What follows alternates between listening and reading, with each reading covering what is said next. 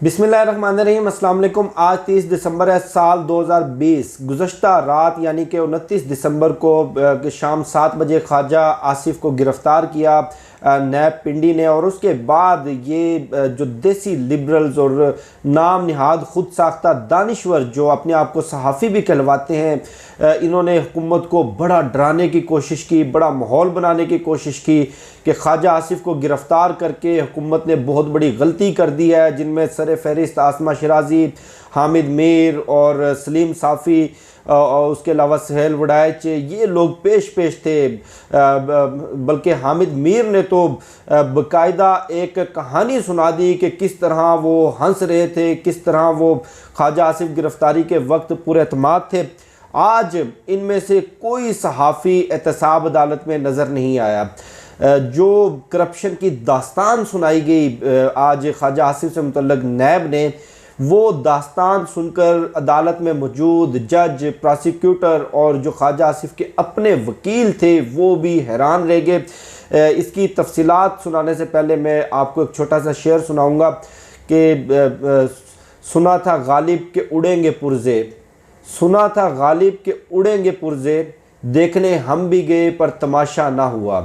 तो देखने इनको जाना चाहिए था, लेकिन आज इस शेर को उलट करने बड़ा तमाशा हुआ।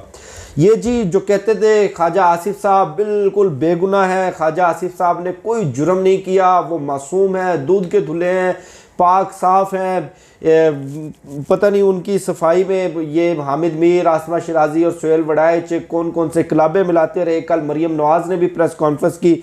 मरियम नवाज़ ने हुकूमत को और नैब को धमकी दी कि ख्वाजा आसिफ को फौरी छोड़ दें वरना मामलात कहीं के कहीं जा सकते हैं। और उनका ये भी कहना था कि इस मरतबा बात सिर्फ धमकियों और बयानात तक नहीं रहेगी, अमली कदम भी उठाएंगे। कोई अमली कदम नज़र नहीं आया, 24 घंटे गुजरने वाले। खैर, आज नैब ने ख्वाजा आसिफ को एहतसाब अदालत इस्लामाबाद पेश किया और 2 रोज़ का राहदारी रिमांड, फ़िज़िकल रिमांड उन जो नैब के जज हैं, एहतसाब अदालत के जज मोहम्मद बशीर, उनसे मांगा। और ख्वाजा आसिफ के वकील पेश हुए। उन्होंने कहा कि जनाब, ये रिमांड देने से पहले मेरी इस्तदा सुन लें, मेरी दरख्वास्त सुन लें, मैं कुछ कहना चाहता हूँ। उन्होंने कहा जनाब बोलें।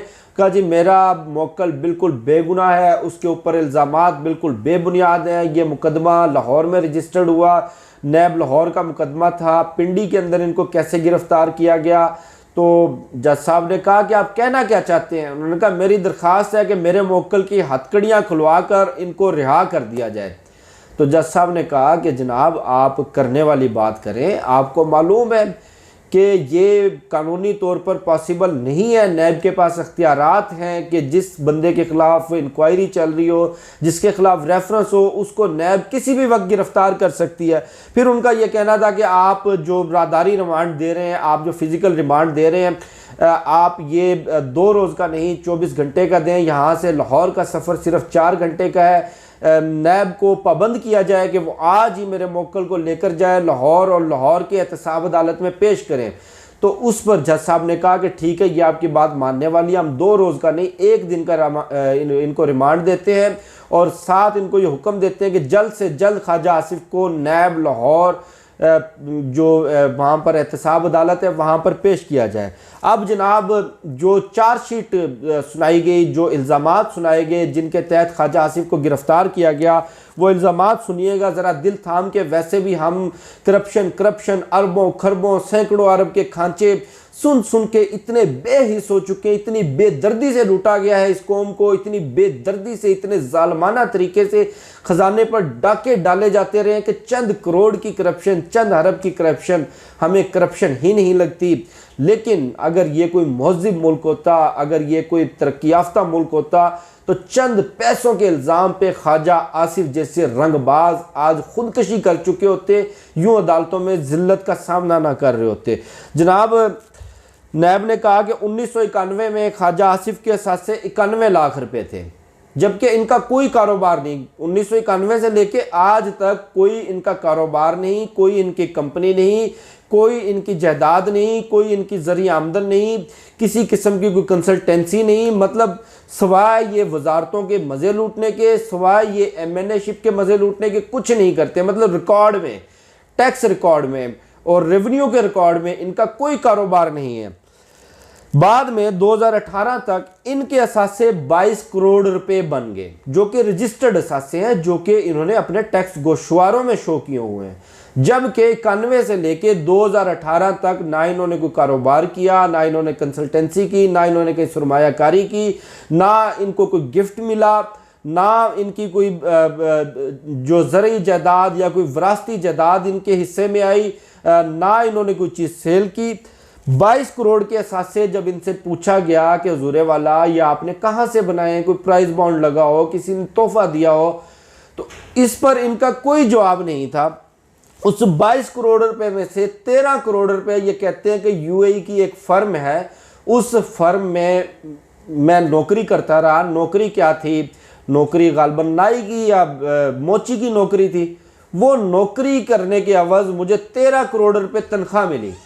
तो इनसे पूछा गया हुजूर वाला तनख्वाह का कोई रिकॉर्ड, तनख्वाह की कोई रसीद, आपने पैसे लेके कोई रसीद दियो, कोई बैंक ट्रांजैक्शन, कोई चेक नंबर, कुछ भी कोई रिकॉर्ड पेश ना कर सके। और उल्टा जब नैब ने तहकीकात की तो पता चला कि जो 13 करोड़ रुपए ये तनख्वाह की मद में लेने का दावा कर रहे हैं, जिस दौरान ये मतलब जिस अरसे के दौरान ये दावा कर रहे हैं, उस अरसे के दौरान ख्वाजा आसिफ पाकिस्तान में था, पाकिस्तान से बाहर गया ही नहीं।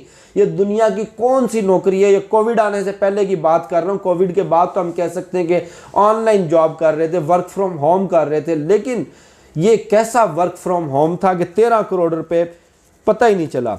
अच्छा, कोई रसीद नहीं, कुछ भी नहीं। फिर इन्होंने अपने मुलाजिम के नाम, अपने ड्राइवर के नाम, जिसका नाम तारिक है, तारिक मैसर्स कंपनी, अपनी बेनामी जायदाद अपने ड्राइवर के नाम तारिक मैसर्स कंपनी वो रखी।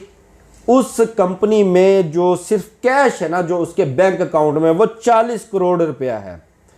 40 करोड़ रुपया। अभी ये वो इल्ज़ामात हैं जो इनके मशहूर ज़माना इनका अकामा केस था, ये सिर्फ अकामे के इल्ज़ामात हैं। अभी जो कैंट व्यू हाउसिंग सोसाइटी है उसका केस बिल्कुल अलग है कि किस तरह से इन्होंने कौम को खांचे लगाए। अब वो बेशरम एंकर्स, वो झूठ के पुतले जो दिन रात बैठकर कौम को गुमराह करते हैं, जो दिन रात बैठकर इन चोरों का दिफा करते हैं, अब ये सारे सबूत और ये सारे होशरबा इंकशाफात सुनकर कहीं नजर नहीं आ रहे। दुम सादली कोई शो नहीं होगा इस पे, किसी टीवी शो के अंदर मैं दावा करता हूं कि आज ये तहकीकात, आज ये इंकशाफात शेयर हो जाए तो मैं वीडियो बनानी छोड़ दूंगा, मैं सहाफत छोड़ दूंगा।